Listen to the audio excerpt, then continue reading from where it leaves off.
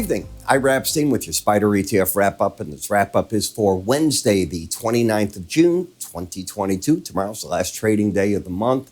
Interesting, it's going to be. They'll be evening up. You're getting that right now in the markets. A lot of traders getting ready to take off for the holiday. We're not open on Monday, as you know, in the stock indices, actually the indices are open. Futures are open until noon. Remember the holiday hours. It'll open Sunday night. They'll trade till noon, then they close. They'll reopen at 5 p.m. Monday afternoon, but most of these markets are going to all be closed behind me. So, in Chewy, I was looking for a break in the market, and we're definitely getting it, all right? So I'm not surprised. The trend is still to the upside.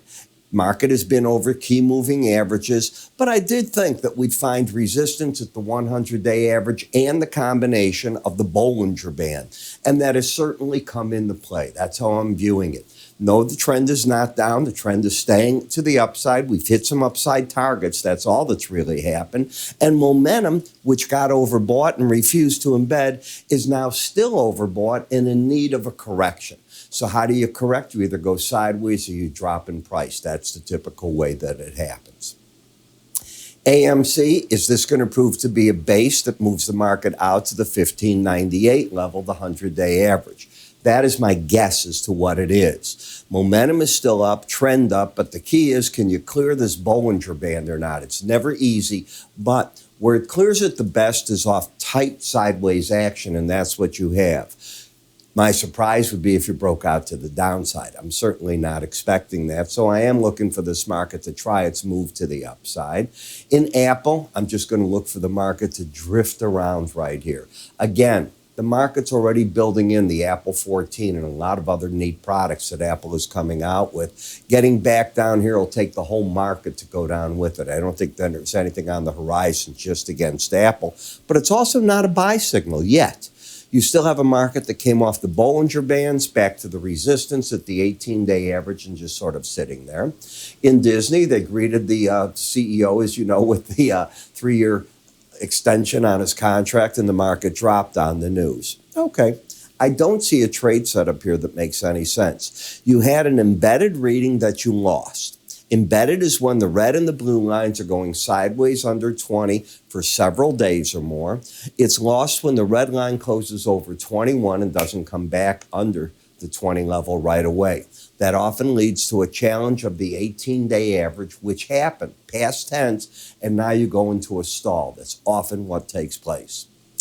In XLF, it's the same pattern. You had the embedded reading, you lose it, you went to the 18-day average, that's it. I was writing in my newsletter telling people that I see this in the futures and I'm seeing it in the SPDR's ETFs. We've gone back into a neutral status. Probably a lot of it has to do with the holiday period coming right in front of us, the need to get a reaction off of a deep break in the stock indices, but that doesn't mean you're bullish in any manner. You've just gotten up to some areas where there's resistance. Same thing in XLI.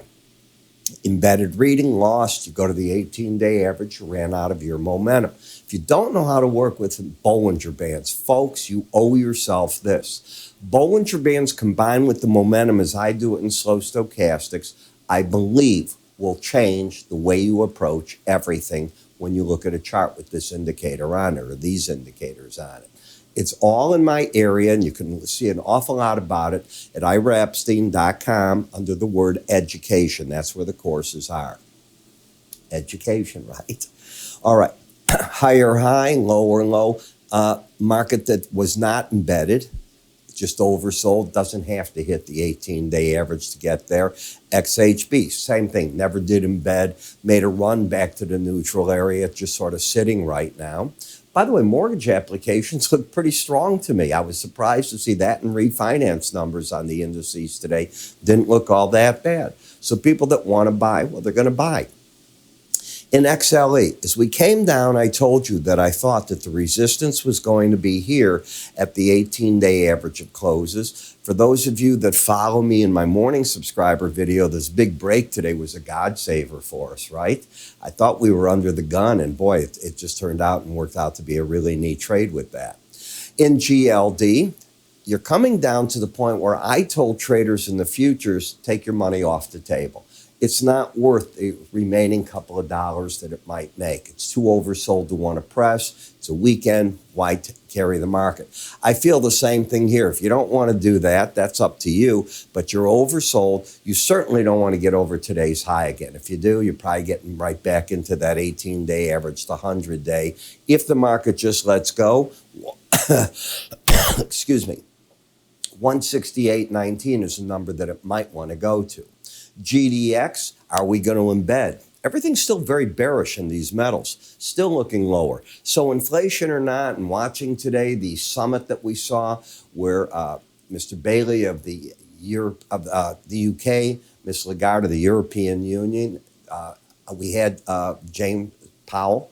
He was there from the U.S., and I think it was Mr. Constant from the, I forgot which it was, IMF it might have been, I forgot myself, but they had 4 bankers on today, very important. And the one thing's there, they all did not see inflation coming this way. They thought it was more transitory, to a man. And now they think it's locked in, and that is their number one battle. And as Mr. Powell said, that is what he's focused on. If jobs have to, if the unemployment rate's got to go up because of it, it's going up because of it. He'd rather fight and overshoot what he's doing. He's telling you the story. They're going to err, if anything, in being too aggressive, not being meek. Pay attention. Learn from that. In copper, still not able to hold itself up. So China's got the problems. S&P came out today and lowered again by a sharp amount. The growth in China, they admit, hey, the COVID, the lockdowns, the supply issues they're having, all taking a toll on the economy. And of course, that hurts copper. Sorry about the coughing. It's the carryover from that COVID. They said 6 weeks. Fighting your battle right now at AGG iShares, which is interesting because you're getting a bid in TLT, BND, all these other markets coming up with it. In the dollar, still the strength of the dollar. Don't bet against the dollar yet. I know a lot of people are saying, you know, the dollar's had it. The other currencies are going to come up and step on the dollar. I'm not seeing it yet. In time, it can happen. It's all a question of where we get within these cycles. It's a given that there's going to be a 75 basis point hike in July, which is just weeks away now, for that to occur. After that, we have to see the data. But if the data is as it is right now, you haven't beat inflation yet.